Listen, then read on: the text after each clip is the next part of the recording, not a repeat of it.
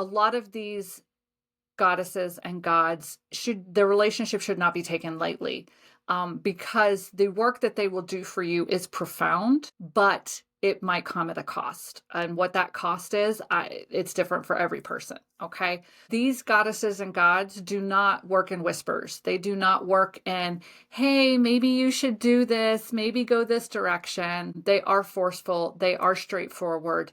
They are hugely impactful, and they can turn your entire world upside down. Hey witches, welcome to Busy, Gritty, Inked and Witchy, a magical living podcast for the busy witch. I'm Morrigan, eclectic witch of almost 25 years, Avalon priestess, and busy witch. Here we'll talk all things witchy, from current metaphysical happenings to my busy witch tips and tricks, and everything in the in-between. This podcast is my personal journey, filled with my knowledge, opinions, and unique way of looking at the world. Join me as I weave the magical and the mundane in every episode. Hey witches, welcome back to Busy, Gritty, Inked and Witchy. I'm Morrigan, and today I am doing a listener requested topic from my Patreon. I polled them about a month ago. I don't really have a concept of time though. So it was about a month ago, I polled the paid Patreon members to say, hey, dark season, what do you all want to hear? And a lot of them wanted to hear dark season topics, like darker topics, and I love it. So this might be the first one. Well, they also said they wanted to hear shadow working stuff too. So I've kind of been doing that for the last couple of weeks. But today's episode is 9 dark goddesses and gods. This was actually one that they were like, yes, we definitely want that. Okay. So dark season is a great time for shadow working, for introspection, and for transformation, getting inside of yourself, really getting to know yourself. And because a lot of people can't go out, or the weather keeps them inside. So while you're inside and you're cozied up, you might as well get to know yourself. So today's episode is about 9 common dark goddesses and gods, their correspondences, how you can work with them, and how they might be showing up in your life. So signs that they might be trying to reach out to you to make contact to work with them. Okay. So a couple of things before we jump into the list of 9. First thing, this is not a comprehensive list. I chose very common pagan deities. Okay. So common deities that a lot of pagans will work with, pagans and witches. They come from, there's no closed practices, and they're just not obscure ones. There's a lot of death and underworld deities or darker deities that are just very obscure. These are more of the common ones. Okay. So before we start, a couple of other important points to make. Number 1, don't ever force a relationship with a deity. Okay. Don't ever do it. If the connection is not there, or if you are unable to establish a connection with a deity, then just leave it. Okay. You can try and open that energetic pathway to them and leave them offerings. Say, hey, I want to work with you. But if they don't answer, or if the answer is a no, respect that. And I want to say I have done a deities episode of the podcast. If I have, we will link it down in the show notes. Okay. I know that we have done a deities lesson in the Ink Spirit Coven. inkedspirit.com. If you are not a member, that's my monthly coven where I teach. I teach a lesson and a workshop. We have a sacred space. But you have the lesson archives there. So I do know that we've done deities there. I'll have to look back and see if I've done it on the podcast. Okay. Number 2, you need to have a relationship with the deity before asking them for stuff. Yeah. Don't just immediately be like, hey, Hecate, I know we don't know each other, but I need something from you. Please don't. You need to have an established relationship with a deity. Like deities, think about how you would feel about something. Okay. If you have either this person that you do not want to work with keeps contacting you over and over and over again, like how would that make you feel? Or if this person you just met is all of a sudden showing up at your door like, hey, I need 72 things from you. It's not going to feel great. So keep that in mind when you are working with deities or any type of guide or energy or anything. Like, treat them how you would want to be treated. Okay. Number 3, deity relationships are give and take. This is something a lot of people do not understand. Okay. If you are going to work with a deity and they are going to help you with something, like help increase a certain type of energy within yourself, or help you deal with a shadow aspect of yourself, or help you deal with a unsavory presence in your life, something you want to get rid of, someone you want to get rid of, whatever it is. Relationships with deities are give and take. Okay. You want something from them, you want help with something, you have to give them something of equal or greater value in return. So this is why you leave offerings for deities. Some deities are great with offerings, flowers for Aphrodite, for example, or seashells for Aphrodite. Some goddesses, especially some deities, especially a lot of the darker ones, maybe they want a drop of blood. Okay. Some of them are good with time as a sacrifice, or as an offering. Like you sit in meditation with them. Some of them want their stories told. You tell other people about working with this goddess or this god, and that is your sacrifice. Okay. And don't actually sacrifice, most of the gods and deities nowadays, they don't want actual like animal sacrifices or human sacrifices. They do not want that. Okay. They want some type of sacrifice to know that you're serious. You're going to be a serious devotee of theirs. You're going to take their help seriously. So what you're offering them has to be of equal or greater value than the help you're requesting from them. Okay. But for a lot of deities, it is just some kind of offering, maybe honey or wine or flowers on their altar, or a drop of blood on a candle that you then burn, or, you sacrifice a part of yourself. So let's say you really want to, like, smoking is something you love doing, but you decide to sacrifice smoking to work with this deity, to better yourself, or whatever. Like, that's why having a relationship with a deity is so important, because then you can ask them, what do you need of me? And they'll tell you. Okay. Just like in a regular relationship, what do you need of me? And then they'll tell you. Okay. So this is why every deity is different. It's why establishing a relationship and getting to know them first is so important. The 4th thing I want you to know before we jump in is the word psychopomp. Yeah, that's a fun word. Okay, psychopomp means a spiritual guide of souls into the underworld. So a lot of the deities that I chose for this, the quote unquote dark deities, are death deities or underworld deities. So a lot of them are psychopomps. They help usher a soul that dies into the underworld. Okay, and then I do want to say here, because this is always a question that comes up with people who are starting to work with deities, with gods and goddesses. Okay. I always get asked this. And that is, when trying to establish a relationship with a deity, should you set up a full altar first? Because let me tell you, there are a lot of articles on the website, on the interwebs, the internet. There's a lot of people that say you should. Okay. You should set up a full altar for a deity to show it that you are serious about this connection. I don't have the same thought. Okay, I'm gonna go against the grain on this one. I don't think you should set up a full altar before you've established a relationship with a deity, because number one, you don't know what they want on their altar. You're gonna be going to Pinterest and saying, "What do I put on my Hecate altar?" And she may not want any of on it there. Number 2, like, how much money are you going to spend? Like, time and money spend on setting up an altar for a deity that may not want to work with you. Or, yeah. So I say, do not set up a full altar. I say, try to make the connection with the deity through meditation first. And you can go to YouTube and type in guided meditation to meet and insert your deity's name there. There's so many. Okay. There's so many.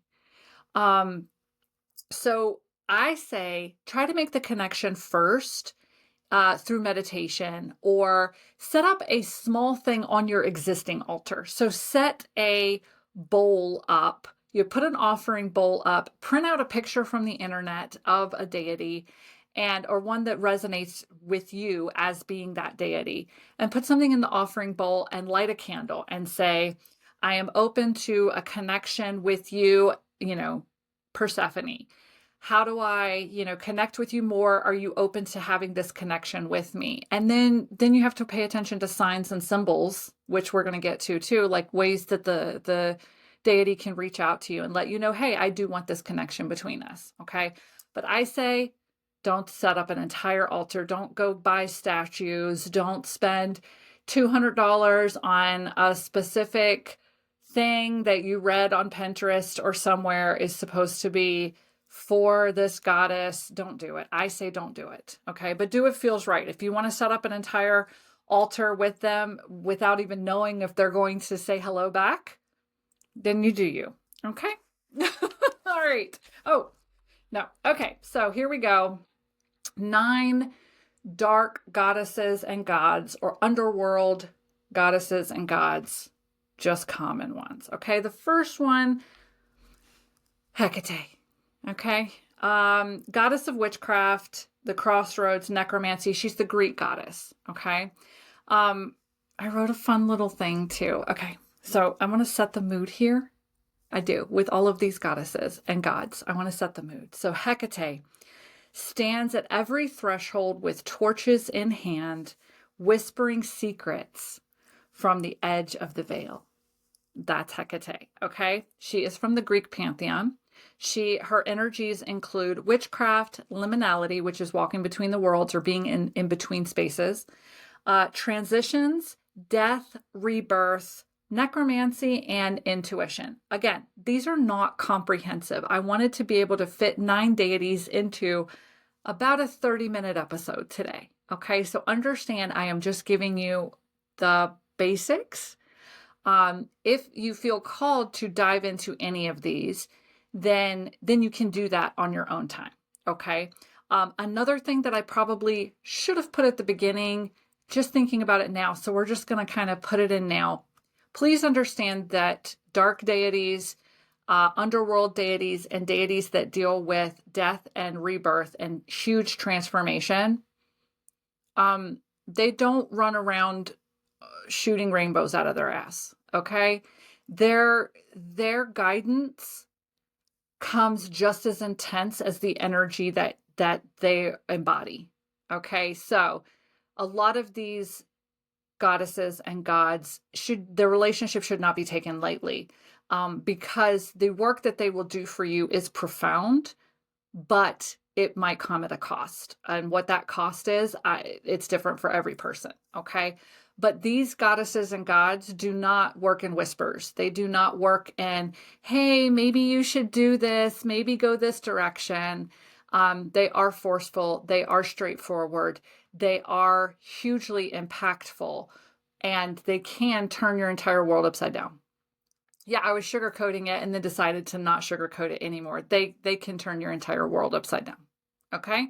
So please understand that I hear a lot of beginner witches are like, oh my gosh, I want to work with Hecate or Morrigan. And I'm like, oh, okay, maybe just start out with some less intense deities and then move your way over to Hecate or Morrigan. Okay. But again, you do you.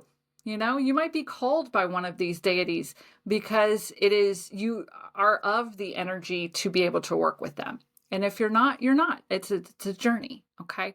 So I do just want to put that in there, that I just hear a lot of beginner witches are like, oh my gosh, I want to work with Hecate or the Morrigan. And I'm like, maybe start off slow and then work your way up, because these are deities that will cause transformation. Okay. And everyone thinks, oh my gosh, I want transformation, until your entire world is destroyed so that you have to rebuild it anew. It's not so much fun then. Okay. Anyway, let's get back to Hecate. Greek goddess of witchcraft, liminality, transitions, death, rebirth, necromancy, and intuition. Her symbols are keys, torches, dogs, crossroads. She's associated with the moon and serpents. Her colors are black, silver, and deep purple. Gemstones that you can use to connect with Hecate are black tourmaline, moonstone, and labradorite. Again, I will let you all know because I know there's a lot of witches listening that might be like Hecate devotees, and you're like, oh, well, there's this and this and this. These are just the basic correspondences, okay, pulled out of a basic correspondence book or basic correspondence websites. So these could be different for you, especially once you establish a relationship with the deity, okay? Herbs that resonate with Hecate include mugwort, garlic, yew, and dandelion root. How to honor Hecate, okay? You can leave offerings at crossroads, light candles at doorways or thresholds, or set up an altar with keys and torches, okay? And the energies that I said before, the energies of the deity is the ways that they can help you in your life, okay? Those are their areas of specialty. So if you really want to dive down into your witchcraft, Hecate would be a great teacher, okay? If you want to work in the in-between spaces, if you want to have a transition or a rebirth, understand that it comes with a death. So one part of you will have to die in order for something else to be reborn. But these are the ways that deity can work with you or can help you out, okay? So some signs that Hecate might be reaching out to you for connection, or once you open up that pathway to see if she wants a connection with you, these are some signs you can look for. The first one, dogs barking at nothing. If you start to really hear dogs barking, or you're out for a walk and other people's dogs are just drawn to you, and this hasn't been the case before, she could be reaching out to you, okay? Recurring dreams of crossroads or thresholds, keys appearing or breaking, which is not a common thing. So please know that if you have a key that breaks, that could be something more. Or flashes of intuition or shadowy feminine figures. Okay, Hecate normally has torches. So if you have a dream or a vision or a meditation of a woman holding torches or keys, it could be Hecate. Okay. All right, so that's probably the biggest one. The second biggest one, dark goddess that I have a lot of people ask about, is the Morrigan. She is the Celtic goddess of war, death, and sovereignty. Okay. The Morrigan rises from the blood-soaked battlefield with raven wings and a fierce gaze that demands truth and transformation. That is the Morrigan. She is Celtic Irish. Her energies include war, fate, prophecy, death, sovereignty, and shadow. Okay. The Morrigan is a very fun one. She is a shapeshifter. Okay. So let me get through the correspondences first, then we'll go back into it, okay? Her symbols are ravens and crows, spears, shields, blood, and the triple goddess. The Morrigan is thought to be three goddesses combined as one. But look, I've done a lot of research into the Morrigan because I thought at one point the Morrigan was contacting me, and I worked with the Morrigan for a long time without truly feeling that connection. And then it was brought to my attention later on that it was actually Morgan Le Fay who took the form of the Morrigan, so that because I could resonate with the Morrigan more so than adopt Morgan Le Fay as a deity. It was a blockage I had at the time. So once I opened myself up to understanding that Morgan Le Fay could also be a deity, that is when it was made known to me that the reason I never truly had that deep connection with the Morrigan is because it was actually Morgan Le Fay shapeshifting, because she is also a shapeshifter. So it's just very interesting here. But there are a lot of stories that overlap the Morrigan with Morgan Le Fay or other deities. Just if you feel called to the Morrigan, do your research, okay? You can be called to an aspect of her or her as a triple goddess. So yeah, just do your research. There's a lot of research with the Morrigan. Her colors are deep red, black, and dark green. Gemstones include obsidian, garnet, and smoky quartz. Herbs, belladonna, but please use that with caution. Rowan and nettle. How to honor her. You can set up a warrior altar, invoke her for strength and courage, work with divination or prophecy, okay? And then signs that the Morrigan might be trying to connect with you or reach out include repeated encounters with crows or ravens, dreams of battle or transformation, or feeling called to claim your power or speak your truth, okay? That could be a couple of deities, but the Morrigan wants you to stand in your power. She's also there to help you fight. So if she does show up, it could mean that you have a battle coming up, okay?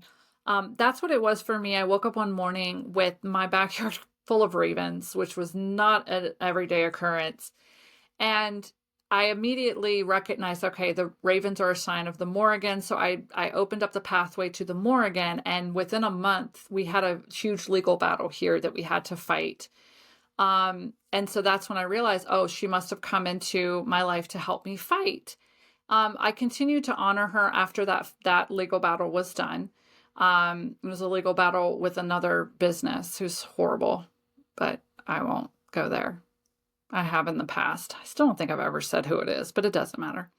Once that battle was done, I kept honoring her, but like I said, there was just this disconnect. I never felt like I could go really deeply with her. And then I began my journey into deeper into Avalon, but looking at Morgan Le Fay as a deity. And for me, that's when she revealed to me in meditation that it was her the whole time, because the Morrigan is a shapeshifter. Morgan Le Fay is also a shapeshifter, many of the same correspondences. So if you see ravens, things like that, and you're like, oh, this must be the Morrigan, but you don't quite have that connection, maybe look at Morgan Le Fay as a deity, okay? All right. The third one is Persephone. She is the Greek queen of the underworld, the goddess of spring and shadow. She is like a duality goddess.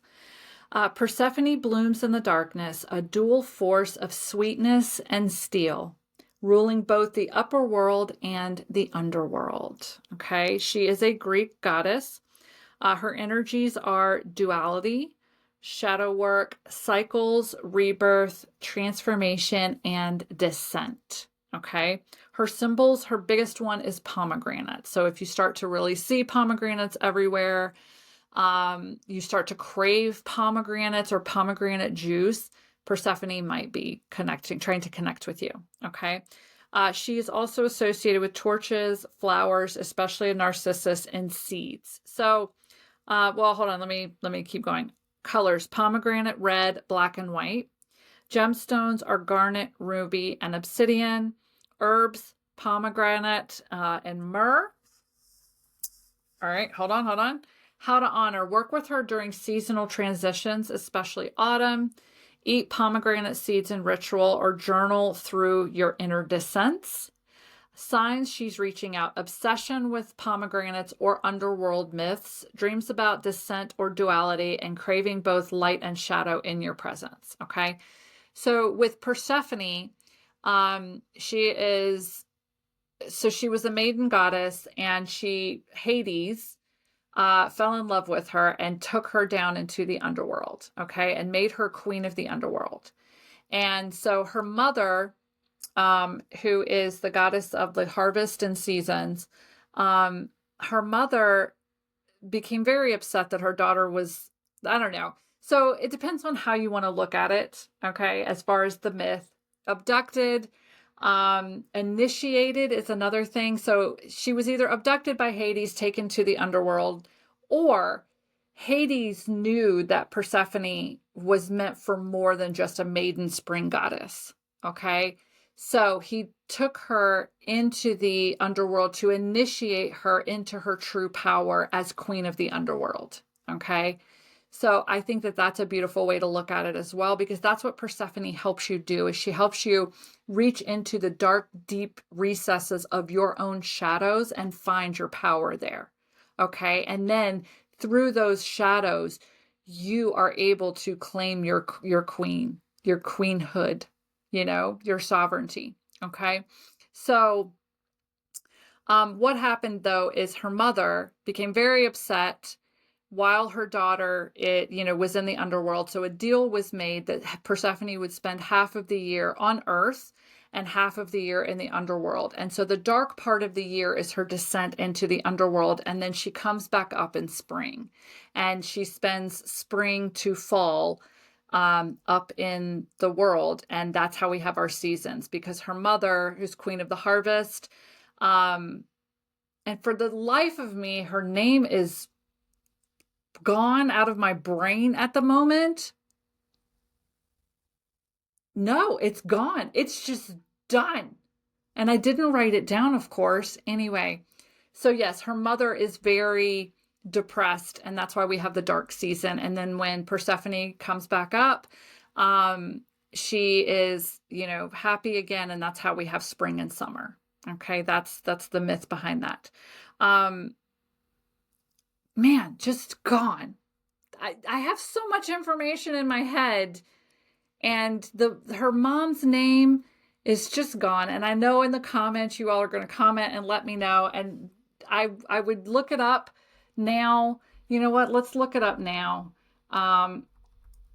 Persephone mother, Demeter. Holy crap, man. Or Demeter, but I've always said Demeter. I don't know if that's right. Oh, Lord have mercy. At least I can Google now. Okay, that's her mother. Yeah, anyway, let's move on. So we're going to move on. Number 4 is Hades. Okay, he is the Greek god of the underworld. Hades waits in silence beneath the earth, a king without need for grandeur, guiding souls with quiet sovereignty. So his energies are death, wealth, the unseen, patience, stillness, and justice. Symbols: helm of darkness, Cerberus or Carabus, the dog, 3-headed dog. Keys, thrones, and coins. His colors are black, gray, and deep gold. Gemstones are jet, onyx, and obsidian. His herbs are cypress, mint, and okay, I skipped this one on Persephone because I'm not going to lie, I don't know how to pronounce it. It was in my correspondences book. It's Asphodel. Asphodel? Sure, we'll go with that. Again, if I've never, just a friendly reminder, if you do not know how to pronounce words, it's because you've learned them through reading in books and you've never heard them aloud. So I've never heard this word ever uttered, I don't think, in my life, but it is an herb. Asphodel. I'm going to say asphodel. It's also a correspondence of Persephone, but I skipped it because I didn't want to admit that I didn't know how to pronounce it. But you know what? Fuck it. I don't know how to pronounce it. How to honor Hades. Meditate on morality. Work with your ancestor altars. Honor wealth as spiritual and material. So where do you have wealth abundance in your life? And where do you have a wealth shadow in your life? Signs that Hades could be reaching out to you: unexplained interest in the dead or the underworld, shadow dreams, or sudden calm in chaos. I really liked that one. All right. Number 5, Kali. Yes. So Kali is the Hindu goddess of destruction and transformation. Okay. So, well, let me get through her lovely sentence. Kali dances with a necklace of skulls and a tongue of fire, burning away illusions with ruthless love. Yeah. So her pantheon is Hindu, but, okay, she has been opened to respectful worship by many mainstream religions or spiritual belief paths, okay? But it does... Do not work with Kali without completely researching her culture and the beliefs and energies around her.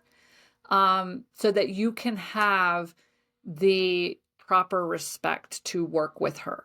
Okay. And please understand that Kali is a creator through destruction.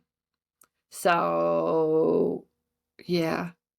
I think that's how she became mainstream for a lot of people, because in their moments of where their life is completely falling apart, there is that urge as your life is falling apart where you embrace the fire of it and you're like, let's burn it all to the fucking ground. That could be Kali. Okay. And that's how a lot of people start working with Kali that are not Hindu. Okay. Her energies are destruction, rebirth, fierce protection, ego, death, and liberation. She does not fuck around. Okay. Symbols are skulls, swords, flames, blood, and the third eye. She has an open mouth with a tongue covered in blood.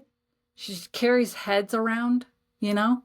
Like, she's not fucking around. When I say, like, you want to work with Hecate or the Morrigan, like, okay. You want to work with Kali? You have got to understand that she is going to come with the energy of fuck around and find out. Okay? Do you want a transformation? Do you want a rebirth? She will fuck up your entire life so that you get it. Okay? So please understand that. It killed me a few years ago when Goddess Provisions came out with a box that they shipped out to thousands of people that was centered around Kali. And I was like, what the fuck are you doing? Who the fuck decides to send out a subscription box to thousands of people to tell them to work with Kali? You know, they did. They did. And I don't know, maybe karma, maybe not. Maybe this is just me being from a business owner standpoint, but their business crumbled to the ground. And then a few of the employees decided, no, we still want to try and do this. And they've tried to rebuild it. It has not been the same from what I understand, from what I read online. So, you know, maybe don't send out a box to thousands of people teaching them about Kali and saying, it's okay, just invoke Kali. It's fine. Lord have mercy. Anyway, her colors are red, black, and blue. Her gemstones are bloodstone, obsidian, and ruby. Her herbs are hibiscus, mustard seed, and again, another one I can't pronounce. I'm just going to spell it for you all. Asafoetida. Asafoetida. Nope, nothing. Not going to even try it. I apologize. I hope that you all at least are laughing when I can't pronounce shit, because it is one of my fun quirks here, okay? But I'm here to give you all information, and if that is an herb that is associated with Kali, I'm going to give it to you, okay? But I can't pronounce it for shit. Anyway, how to honor. Offer red flowers, engage in honest shadow work. She even has some mantras. You can look them up. Signs that Kali is reaching out are absolute tower moments. So your entire life is coming down, being destroyed so that something else can be reborn. Intense energetic upheavals, dreams of destruction followed by clarity, or feeling called to release control. Burn your shit to the ground. If you're feeling called to burn your entire life to the ground, Kali might be there helping you out. Okay. All right. That was number 5. Number 6. Anubis. So Anubis is the Egyptian god of death, embalming, and the afterlife. With the head of a jackal and a heart as light as truth, he guides the dead through darkness with steady hands. His energies are, he is a psychopomp. He deals in transition, the thin veil, so like the veil in between this world and the spirit realm, death rites, and justice. His symbols are a jackal, scales, embalming tools, and the heart and the feather. His colors are black, gold, and gray. His gemstones are obsidian, lapis lazuli, and hematite. His herbs are cypress, frankincense, and pine. You can honor Anubis by working with the dead, which technically is necromancy. And that doesn't mean dead bodies, everyone. I want to say it's not the feral witchcraft, so it's wild witchcraft, maybe. Episode we talk about necromancy a little bit. Most people are like, oh my god, not necromancy, I'm not trying to like make the dead come back to life. That's not what necromancy is anyway. Thank you, Evil Dead movies, for trying to teach us that that's what necromancy is. It's not. It's just working with the dead. So any type of spirit communication, honoring your ancestors, technically necromancy. Learn about funerary rites and build a psychopomp altar. Signs that Anubis might be reaching out: if you have dreams of jackals, if you're feeling drawn to help others in a transition, or you have a calm fascination with death or legacy, like legacy, leaving stuff, in the afterlife. So yeah, and just to let you all know, you could probably tell at this point of number 6, 2/3 of the way through the gods and goddesses. I've never worked with the majority of these, so I am here giving you all the information that I collected in a one nice little beautiful bundle of 9 dark goddesses and gods for you. But I don't have a lot of stories with some of these because I've never worked with them, so I'm here giving them to you in just an informational purpose. So number 7, Hel, who is the Norse goddess of the underworld. Half beauty, half bone, she rules the forgotten with fierce grace, holding space for what others fear to see. She is of the Norse pantheon. Her energies are death, acceptance, stillness, cold truth, and boundary holding. Her symbols are bones, skulls, icy landscapes, and thresholds. Her colors are white, gray, and black. I think dark green is also one that I'm realizing now I didn't add here. Gemstones, snowflake obsidian, moonstone, and black kyanite. Herbs are elder, hemlock, symbolically. Again, hemlock is a poison, just like belladonna. So you can symbolically use hemlock. Or you. How to honor: you can embrace your duality, work with the ancestors, and allow silence to speak. Hel, and it is Hel for those who are taking notes. There's not a double L. Hel works in silence. I do know that. So she's not one that I've ever worked with, but I have had to research. And she is one that works in silence. Her silence speaks very loudly. That's how she guides people, is in silence. Okay. Signs that she's reaching out: dreams of decay or cold landscapes, bones showing up symbolically, or the need for radical self-acceptance. Okay. 7, yes, so that was 7. 8 is Lilith. Yay! I love Lilith. So I have worked with Lilith.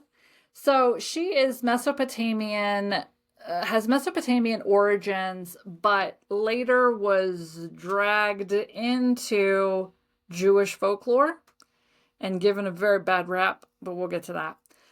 She is the dark feminine archetype of rebellion and power. Okay, she is a dark goddess of sexuality, sensuality, all that good, juicy stuff. She is the scream that was silenced, the wild wind at midnight, the witch who said no and never looked back. I fucking love that. Okay. Her pantheon, again, Mesopotamian origins, but later Jewish folklore. Her energies are rebellion, sexuality, autonomy, rage, and sacred power. Her symbols are owls, snakes, the crescent moon, and wings. Her colors are crimson, black, and dark violet. Her gemstones: garnet, black tourmaline, and carnelian. Her herbs are wormwood, damiana, and mugwort. I would definitely go damiana with this one. That's one of the ones I personally use for her. How to honor. Ugh. You are working with Lilith to reclaim your body and voice, speak your truth, perform mirror magic rituals, get into your sensuality, your sexuality, all of that. She's going to rip it wide open.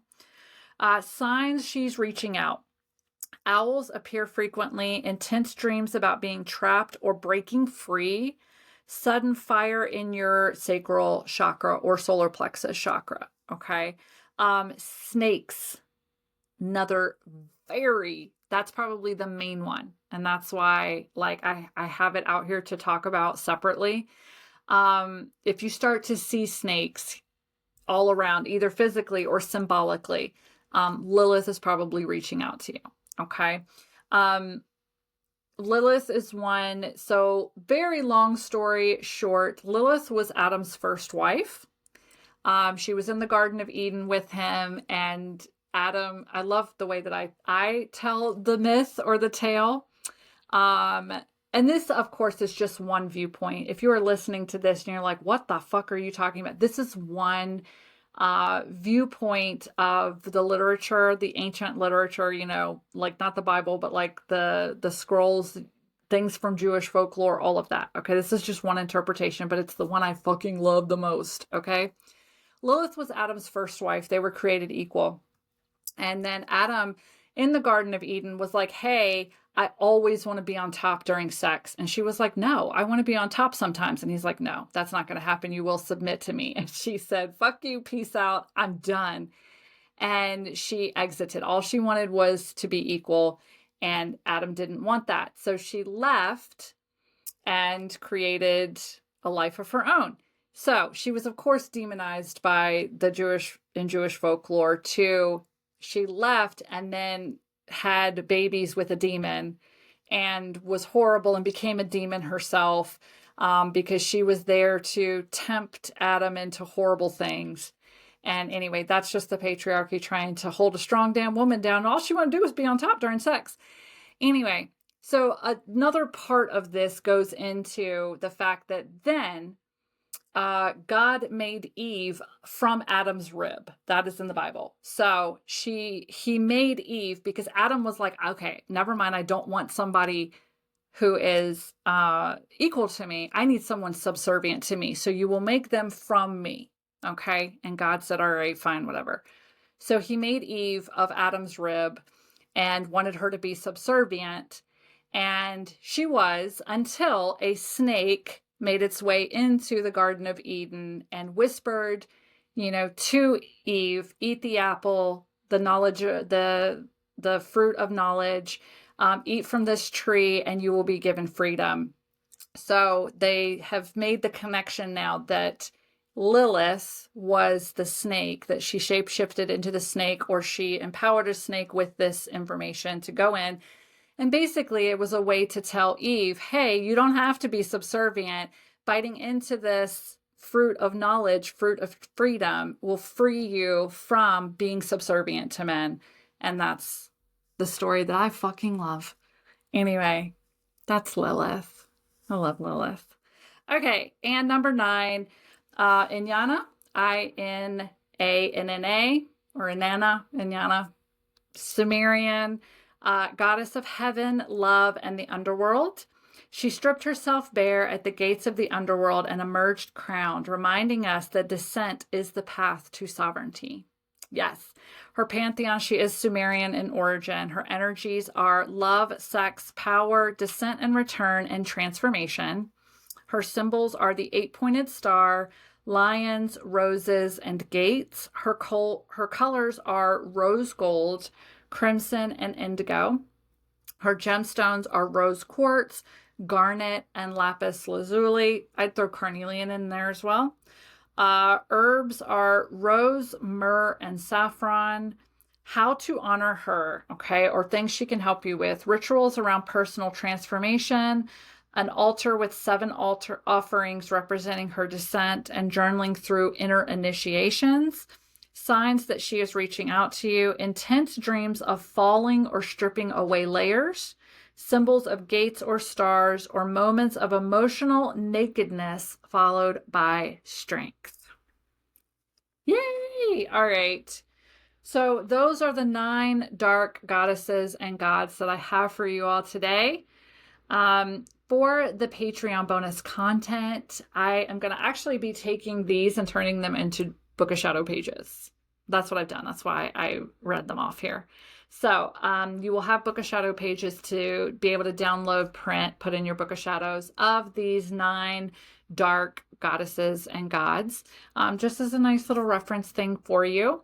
So access to the Patreon bonus content is available for any of my paid members, whether you're on the bottom tier, which is just $5 a month, the middle tier, which is $9 a month, or the top tier, which is just $13. So you can head to patreon.com/inkedgoddesscreations. If you enjoy the way that I teach and my energy, I would love to have you in the Ink Spirit Coven. This is where I teach a lesson and have a workshop every month. We also have a sacred space, and you get access to over 4 years. It might be 5 at this point, maybe, of content, past content. There's lessons that you can deep dive down into. It becomes your own personal magical library. So yeah, there's recorded videos. There are pre-recorded Sabbath rituals. There are Book of Shadow pages for all of the lessons. So yeah, it becomes basically your own personal database of knowledge. So it's good for beginners, seasoned witches, all of it. But then you have that supportive community of other eclectic witches. We're off the eyes of Facebook and Meta. We're on the Circle app. And that's where we come together daily and, just exist with each other. So you can head to inkedspirit.com to learn more and join there. I would love to have you. But I want to thank all of you for giving me a platform to teach, to share my knowledge and my zany self. I want to thank you for being here. Like, seriously, as we get into the darker part of the year, I love teaching this stuff. So thank you for being here and listening. And I will see you all next week. Bye.